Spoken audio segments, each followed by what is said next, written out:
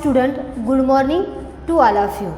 In last lecture, we start a new topic, basics of information technology from the information technology subject. Last लेक्चरला आपण या टॉपिकला start केलं होतं. आता last लेक्चरला आपण या टॉपिकमध्ये काय काय स्टडी केलं त्याचा एकदा रिव्ह्यू बघूया. आता लास्ट लेक्चरला आपण काय पाहिलं तर इन्फॉर्मेशन टेक्नॉलॉजी जी आहे त्याची डेफिनेशन काय आहे हे आपण काय केलं तर लास्ट लेक्चरला स्टडी केलं. त्याच्या सोबतच अजून आपण एक 2-3 डेफिनेशन्स काय केल्या या चॅप्टरमधल्या बघितल्या. फॉर एक्झाम्पल डेटाची डेफिनेशन काय असेल आणि इन्फॉर्मेशनची डेफिनेशन काय असेल हे आपण काय केलं तर लास्ट लेक्चरला स्टडी केलं. अजून आपण लास्ट लेक्चरला काय पाहिलं तर बेसिक स्ट्रक्चर ऑफ कम्प्युटर.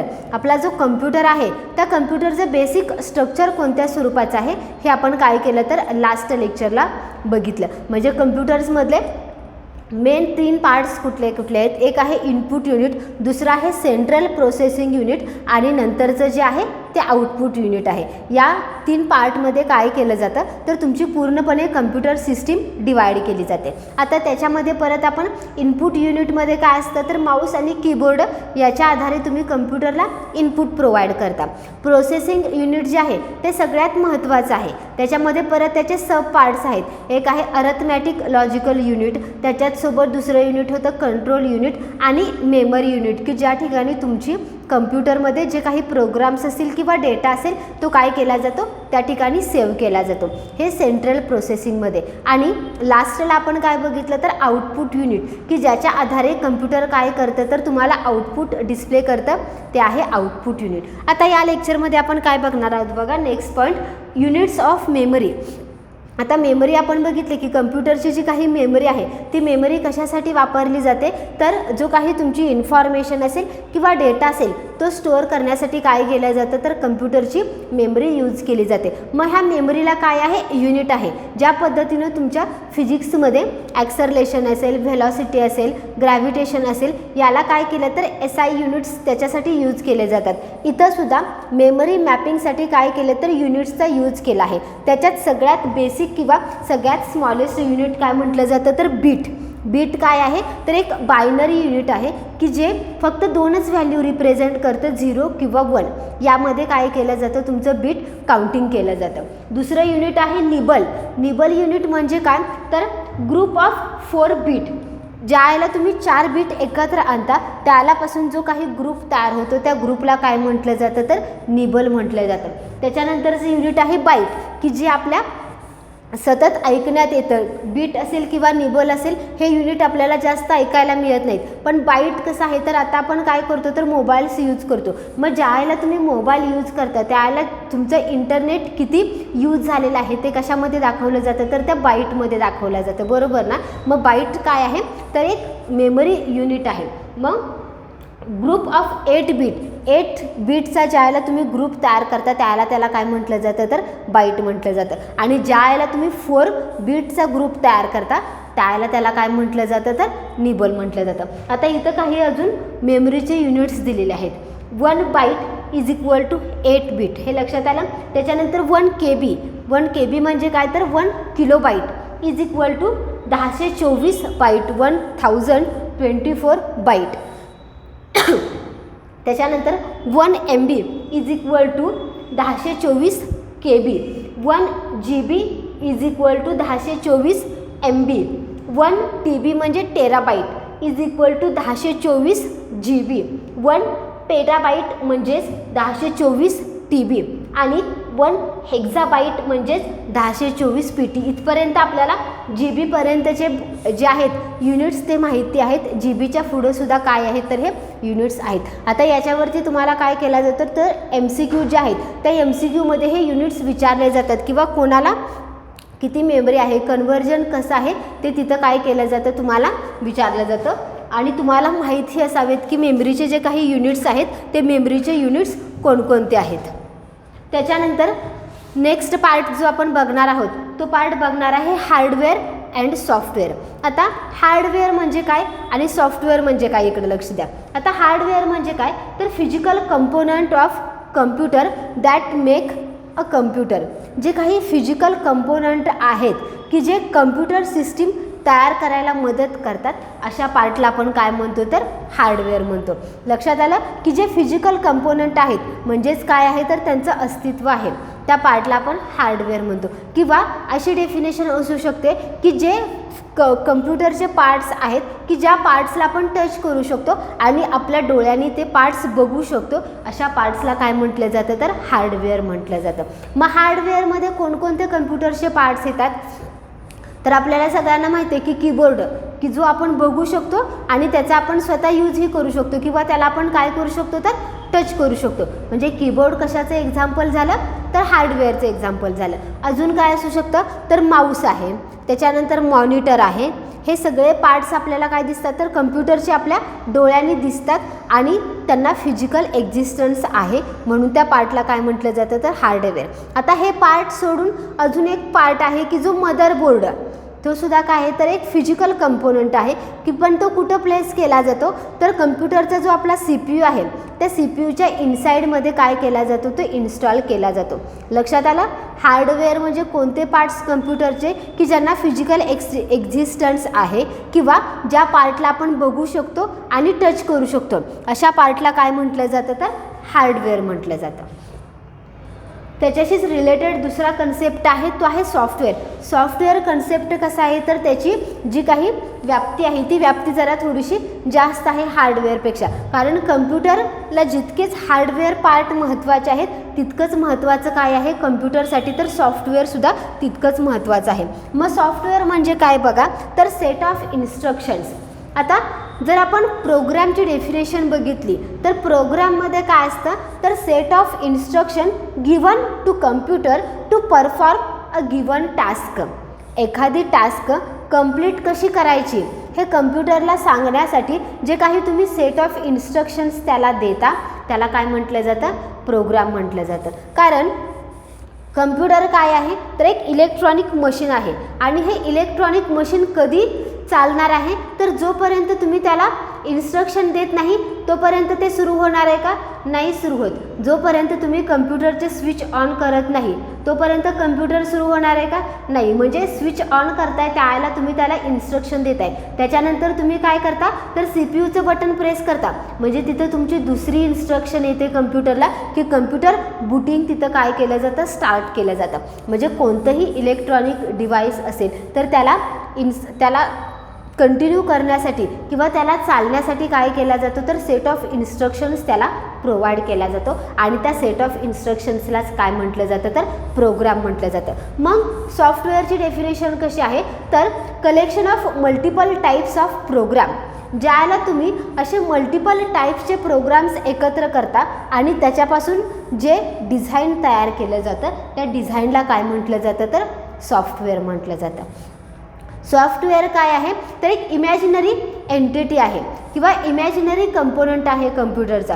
कुठलंही सॉफ्टवेअर जे आहे ते त्याला तुम्ही टच करू शकता का नाही टच करू शकत किंवा तुमच्या डोळ्यांनी ते सॉफ्टवेअर बघू शकता का नाही बघू शकत. म्हणजे आपण बघू शकतो म्हणजे for example me Mozilla Firefox जर इन्स्टॉल केलं माझ्या कम्प्युटरला तर ते मला दिसतंय पण त्याच्यातला आतला जो पार्ट असेल किंवा त्याचा कोडिंगचा जो पार्ट आहे तो आपल्याला दिसतंय का नाही. त्याच्यासाठी त्यांनी फक्त काय केली जाते एक व्हर्च्युअल इमेज आपल्याला तिथं दाखवली जाते. ॲक्च्युली सॉफ्टवेअर कसं दिसतंय हे आपण कुणीही सांगू शकत नाही ते फक्त कुणाला माहीत असतं तर त्या डेव्हलपरलाच त्याची आयडिया असते. म्हणजे त्याला ज्या पद्धतीनं एखादी फिजिकल कंपोनंट असतो त्याला हाईट असते वेट असतं त्याला लेंथ असते त्या पद्धतीनं सॉफ्टवेअर जे आहे त्याला कुठं हाईट असते का नाही आहे. त्याला मेजरमेंट काहीच नसतात. त्याची लेंथ माहीत नसते त्याची हाईट माहीत नसते. त्यामुळं ते कसे आहे तर इमॅजिनरी कन्सेप्ट आहे. लक्षात आलं. सॉफ्टवेअर म्हणजे काय तर एक इमॅजिनरी कन्सेप्ट आहे की ज्याच्यामध्ये मग काय केला जातो तर त्या कम्प्युटरला ऑपरेट करण्यासाठी सेट ऑफ इन्स्ट्रक्शन्स तयार केल्या जातात आणि त्या इन्स्ट्रक्शन्सनुसार काय केला जातो तर कम्प्युटर वर्कआउट केला जातो. किंवा दुसरी डेफिनेशन काय आहे तर तो एक इमॅजिनरी पार्ट आहे ही त्याची दुसरी डेफिनेशन असू शकते. त्याच्यानंतर मग ह्या सॉफ्टवेअर्समध्ये काय असतात तर डिफरंट टाईप्सचे प्रोग्राम्स असतात की जे युजरसाठी यूजफुल असतात. असे डिफरंट टाईप्सचे प्रोग्राम्स त्याच्यामध्ये असतात. अजून काय असतं तर डिफरंट टाईप्सच्या प्रोसिजर्स लिहिल्या जातात. म्हणजे ते प्रोग्राम्स कसे फॉलो करायचे त्याच्यासाठी काय केले जातात, प्रोसिजर लिहिल्या जातात. अजून काय त्याच्यामध्ये असू शकतं तर इन्फॉर्मेशन असू शकते, म्हणजे नंबर्स असू शकतात, अल्फाबेट्स असू शकतं. ह्या सगळ्याचं कलेक्शन म्हणजे काय असतं तर तुमचं सॉफ्टवेअर असतं. मग ह्या सॉफ्टवेअरमध्ये दोन टाईप्सचे आपल्याला सॉफ्टवेअर्स आहेत. एक आहे ओपन सोर्स सॉफ्टवेअर आणि दुसरं आहे क्लोज सोर्स सॉफ्टवेअर. आता ओपन सोर्स सॉफ्टवेअर म्हणजे काय की ज्याचा सोर्स कोड तुम्हाला ओपनली अवेलेबल करून दिलेला आहे. म्हणजेच तो काय केला जातो तर इंटरनेटवरती तुम्हाला फ्रीली अवेलेबल करून दिला जातो. त्याला काय म्हटलं जातं, ओपन सोर्स सॉफ्टवेअर. की जो कोड तुम्ही काय करू शकता, कॉपी करू शकता, मॉडिफाय करू शकता आणि तुम्ही त्याचा काय करू शकता, यूज करू शकता. त्याला म्हटलं आहे ओपन सोर्स सॉफ्टवेअर. आता इथे एखादं मी एक्झाम्पल सांगते की मोझिला फायरफॉक्स असेल, म्हणजे ब्राउझरची नंबर ऑफ व्हरायटी आपल्याकडे अवेलेबल आहेत. सुरुवातीला फक्त इंटरनेट एक्सप्लोरर हा एकच ब्राउझर वापरला जात होता. पण आता नंबर ऑफ आपल्याकडे ब्राउझर्स आहेत. गुगल क्रोम आहे, फायरफॉक्स आहे, मोझिला आहे. हे नंबर ऑफ ब्राउझर्स आपल्याकडे अवेलेबल आहेत. मग त्यातला ब्राउझर जर तुम्हाला पाहिजे असेल तर तुम्ही काय करता, नेटवरती किंवा गुगलवरती सर्चला टाकता आणि तो ब्राउझर काय करता, डाउनलोड करून घेता आणि तुमच्या कम्प्युटरवरती इन्स्टॉल करता. याच्यासाठी तुम्हाला जास्तीचे चार्ज पे करावे लागतात का, नाही पे करावे लागतात. ज्या पद्धतीनं तुम्हाला तो काय केलेला आहे, फ्रीली अवेलेबल करून दिलेला आहे. किंवा बऱ्याच टाईपचे सॉफ्टवेअर्स असतील. जर तुम्हाला जावा शिकायचं असेल तर त्याच्यासाठी रेड हॅट हे एक नावाचं सॉफ्टवेअर आहे की जे तुम्हाला फ्रीली अवेलेबल करून दिलेलं आहे. मग ते तुम्ही डाउनलोड करू शकता आणि ते एकदा इन्स्टॉल केलं की तुमच्या पद्धतीनं तुम्ही काय करू शकता, त्याच्यामध्ये प्रोग्राम्स करू शकता. हे जे सॉफ्टवेअर्स आहेत हे सॉफ्टवेअर्स कसे आहेत तर ओपन सोर्स सॉफ्टवेअर्स आहेत की जे तुम्हाला इंटरनेटवरती फ्रीली अवेलेबल करून दिलेले आहेत किंवा पब्लिक डोमेनमध्ये ते काय केलेले आहेत, फ्री ऑफ कॉस्टला अवेलेबल करून दिले आहेत. दुसराच सॉफ्टवेअरचा टाईप आहे तो आहे क्लोज सॉफ्टवेअर. आता क्लोज्ड सॉफ्टवेअर म्हणजे काय तर हे सॉफ्टवेअर्स तुम्हाला इंटरनेटवरती फ्रीली अवेलेबल करून दिले जात नाहीत. त्याच्यासाठी तुम्हाला काय करावं लागतं तर लायसन कॉपी बाय करावी लागते किंवा त्याच्यासाठी तुमच्याकडं ॲथॉरिटी असावी लागते. फॉर एक्झाम्पल जर तुम्हाला ऑपरेटिंग सिस्टीम इन्स्टॉल करायची असेल तर ते ऑपरेटिंग सिस्टीमचं सॉफ्टवेअर तुम्हाला इंटरनेटवरती फ्रीली अवेलेबल होणार आहे का, नाही होणार. त्याच्यासाठी तुम्हाला काय करावे लागणार आहे, त्याची पर्टिक्युलर जी लायसन कॉपी आहे ती लायसन कॉपी बाय करून मगच तुम्हाला काय करावं लागणार आहे, ते सॉफ्टवेअर तुमच्या कम्प्युटरवरती इन्स्टॉल करावं लागणार आहे. अजून अँटीव्हायरस असेल, एखादा अँटीव्हायरस जर तुम्हाला परचेस करायचा असेल तर तो इंटरनेटवरून फ्रीली तुम्हाला अवेलेबल करून दिला जाईल. एक ठराविक टाईम पिरियड पुरता त्याचं टेस्टिंग तुम्हाला फ्रीली दिलं जाईल. पण जर तुम्हाला जास्त टाईमसाठी ते वापरायचं असेल तर त्याच्यासाठी मात्र तुम्हाला काय करावे लागणार आहे, त्याची लायसन कॉपीच बाय करावी लागणार आहे. म्हणजे हे सॉफ्टवेअर्स कसे आहेत तर क्लोज सोर्स सॉफ्टवेअर्स आहेत की जे अंडर लायसन्स तुम्हाला काय केले जातात, अवेलेबल करून दिले जातात. आणि त्याच्यामध्ये तुम्ही काही चेंज करू शकता का, काही चेंज करू शकत नाही. फक्त ते आहे ते तुम्हाला काय करावं लागते, यूज करावं लागते. अशा सॉफ्टवेअरला काय म्हटलं जातं तर क्लोज सॉफ्टवेअर. अजून सॉफ्टवेअर्समध्ये दोन टाईपचे सॉफ्टवेअर्स आहेत. एक आहे सिस्टीम सॉफ्टवेअर आणि दुसरं आहे ॲप्लिकेशन सॉफ्टवेअर. आता सिस्टीम सॉफ्टवेअर म्हणजे काय तर असे सॉफ्टवेअर्स की जे कम्प्युटरला चालवण्यासाठी काय केले जातात, महत्त्वाचे ठरले जातात. त्यांना काय म्हटलं जातं, सिस्टीम. कम्प्युटर काय आहे तर इलेक्ट्रॉनिक मशीन आहे किंवा त्याला आपण काय म्हणू शकतो तर सिस्टीम म्हणू शकतो. मग ही सिस्टीमनं कसं ऑपरेट करायचं त्याच्यासाठी जो इम्पॉर्टंट सॉफ्टवेअर आहे त्याला काय म्हटलं जातं तर सिस्टीम सॉफ्टवेअर. आता फॉर एक्झाम्पल सिस्टीम सॉफ्टवेअर कुठलं आहे तर ऑपरेटिंग सिस्टीम हे सगळ्यात महत्त्वाचं एक सिस्टीम सॉफ्टवेअर आहे.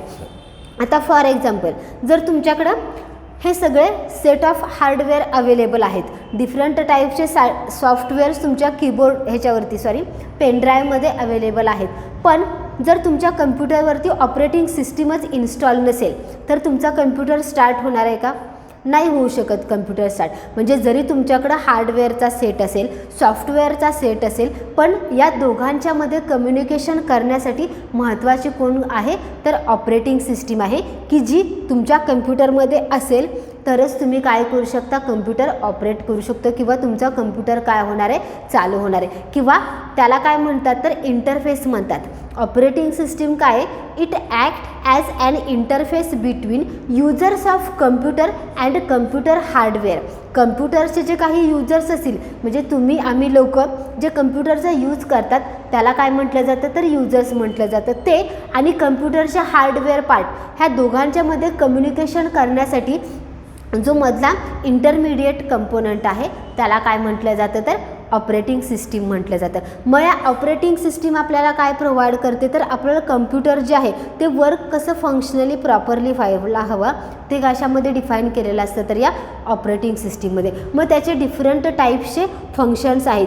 कम्प्युटरची ऑपरेटिंग सिस्टीम आपल्याला काय प्रोव्हाइड करते तर आपला जो काही कम्प्युटरमध्ये डेटा आहे ते डेटाला जर तुम्हाला सिक्युरिटी प्रोव्हाइड करायची असेल तर ते कोण प्रोव्हाइड करत असतं तर ऑपरेटिंग सिस्टीमचं ते काम आहे की तुमच्या डेटाला काय करायचे, सिक्युरिटी प्रोव्हाइड करायचे. कारण आपण बघतो की आपल्याला एखादा जर डेटा तुम्हाला जर सिक्युअर करायचा असेल तर त्याच्यासाठी यूजर ID आणि पासवर्डचा यूज करतो आपण किंवा त्याला लॉक करतो तो डेटा.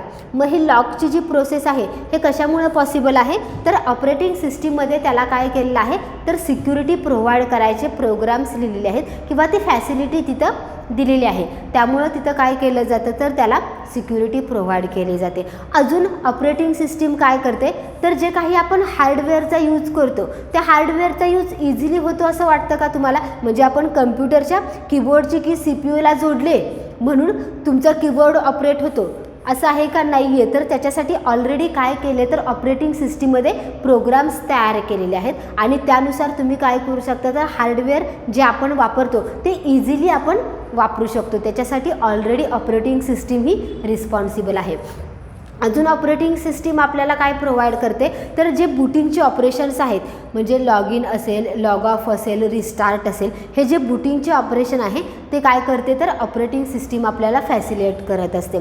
त्याच्यानंतर अजून काय करते तर आपलं जे रन टाईम एन्व्हायरमेंट आहे म्हणजे एखादा प्रोग्राम रन करण्यासाठी त्याला ती एन्व्हायरमेंट क्रिएट करावी लागते. मग ती एन्व्हायरमेंट ऑलरेडी कशामध्ये क्रिएट केलेली असते तर ह्या ऑपरेटिंग सिस्टीममध्ये ती ऑलरेडी क्रिएट केलेली आहे. असे डिफरंट टाईप्सचे फंक्शन्स कोण प्रोव्हाइड करत असते ही आपली ऑपरेटिंग सिस्टीम. कारण ज्यावेळेला तुम्ही कम्प्युटर परचेस करता त्यावेळेला तुम्हाला काय केली जाते तर त्याच्यासोबत ऑपरेटिंग सिस्टीम तुम्हाला इन्स्टॉल करूनच तुम्हाला कम्प्युटर काय केला जातो, बाय केला जातो. कारण विदाऊट ऑपरेटिंग सिस्टीम तुमचा कम्प्युटर अजिबातच चालणार नाही किंवा तो वर्किंग करणार नाही. म्हणून जे सॉफ्टवेअर कम्प्युटर चालण्यासाठी महत्त्वाचं आहे ते सॉफ्टवेअर कुठलं आहे तर ते सिस्टीम सॉफ्टवेअर.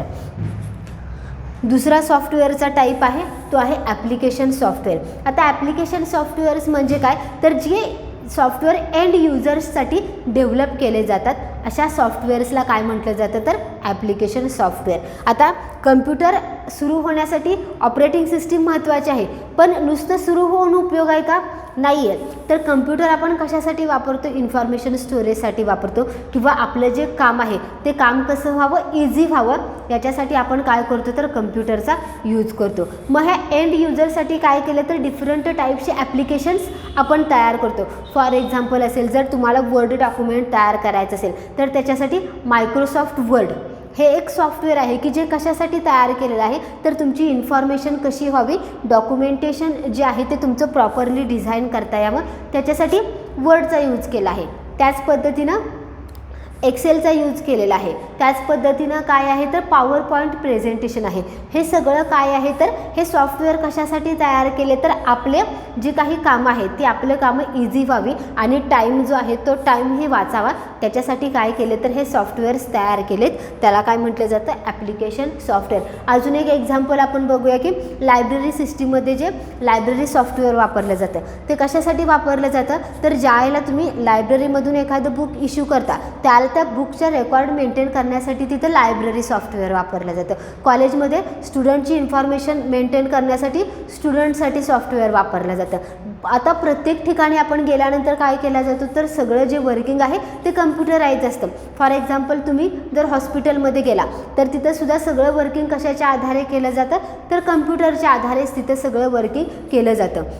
मग तिथं काय आहे तर तुमचे जे काही हॉस्पिटलमधले जे काही पेशंट्स असतील त्यांची जी काही इन्फॉर्मेशन असेल ती इन्फॉर्मेशन स्टोअर करण्यासाठी तिथं काय केलं जातं, हॉस्पिटलचं सॉफ्टवेअर वापरलं जातं. म्हणजे प्रत्येक क्षेत्रामध्ये गेल्यानंतर तिथलं जे वर्क आहे ते इझी व्हावं आणि टाईम कन्झम्पशन व्हावं याच्यासाठी काय केले जातं, तर डिफरंट टाईप्सचे जे सॉफ्टवेअर्स तयार केले जातात त्याला काय म्हटलं जातं, ॲप्लिकेशन सॉफ्टवेअर्स. लक्षात आलं तुमच्या की युनिट्स ऑफ मेमरी म्हणजे काय, तर कम्प्युटरची जी काही मेमरी आहे ते मेजर करण्यासाठी जे युनिट्स वापरले जातात त्याला काय म्हटलं आहे, तर युनिट्स ऑफ मेमरी. मग सगळ्यात स्मॉलेस्ट जे युनिट आहे ते आहे बीट युनिट आहे, निबल आहे, बाईट आहे आणि त्याच्यानंतर हे युनिट्स जे आहेत ते आपल्या सगळ्यांना माहीत आहेत. त्याच्यानंतर आपण काय बघितलं, तर हार्डवेअर आणि सॉफ्टवेअर हे जे दोन मेन पार्ट्स आहेत कम्प्युटरमधले ते बघितले. हार्डवेअर म्हणजे काय, तर physical component of computer system, की जे कंपोनंट आपण काय करू शकतो, डोळ्याने बघू शकतो किंवा आपण त्याचा टच करू शकतो, अशा कंपोनंटला आपण हार्डवेअर म्हणतो. मग त्याच्यामध्ये कीबोर्ड असेल, माऊस असेल. आणि सॉफ्टवेअर म्हणजे काय, तर इमॅजिनरी पार्ट ऑफ कम्प्युटर, की ज्याच्यामध्ये काय असतात, तर प्रोग्राम्स असतात की जे कम्प्युटरला इन्स्ट्रक्ट करत असतात की त्याला दिलेली जी टास्क आहे ती त्याने परफॉर्म करण्यासाठी त्याला सेट ऑफ इन्स्ट्रक्शन्स प्रोव्हाइड केला जातो. त्याला आपण काय म्हटलं, तर सॉफ्टवेअर म्हटलं. मग त्याच्यामध्ये दोन टाईप्सचे सॉफ्टवेअर्स येतात. एक आहे सिस्टीम सॉफ्टवेअर आणि दुसरा जो टाईप आहे तो आहे ॲप्लिकेशन सॉफ्टवेअर. सिस्टीम सॉफ्टवेअर कशासाठी यूजफुल आहेत, तर तुमचं कम्प्युटर ऑपरेट होण्यासाठी किंवा कम्प्युटरनं वर्क परफॉर्म करण्यासाठी जे सॉफ्टवेअर गरजेचं आहे ते आहे सिस्टीम सॉफ्टवेअर. आणि ॲप्लिकेशन सॉफ्टवेअर म्हणजे काय, तर आपण जे एंड युजर्स आहोत त्यांचं वर्क जे आहे ते इझिली व्हावं आणि टाईम कमी लागावा त्याच्यासाठी जे सॉफ्टवेअर्स तयार केलेत ते आहेत ॲप्लिकेशन सॉफ्टवेअर्स. आता आपण नेक्स्ट बघणार आहोत की different types of operating systems.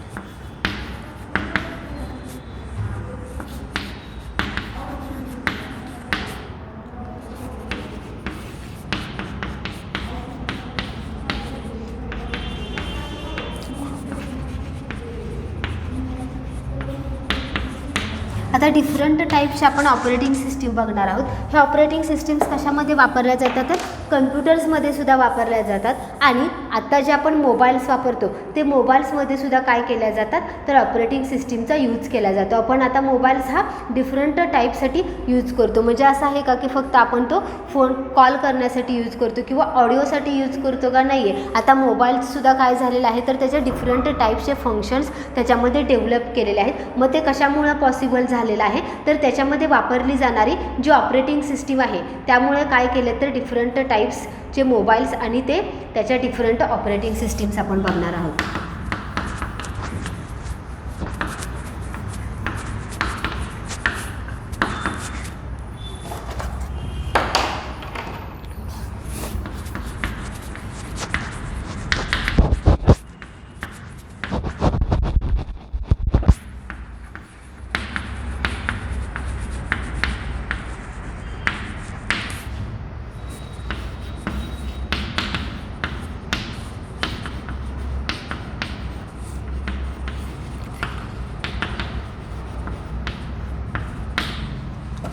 पहिल्यांदा आपण ऑपरेटिंग सिस्टीम बघणार आहोत तर कम्प्युटरसाठी वापरल्या जाणाऱ्या ऑपरेटिंग सिस्टीम. आता यातली पहिली ऑपरेटिंग सिस्टीम जी आहे ती आहे डॉस ऑपरेटिंग सिस्टीम किंवा यालाच काय म्हटलं जातं तर डेस्कटॉप ऑपरेटिंग सिस्टीम.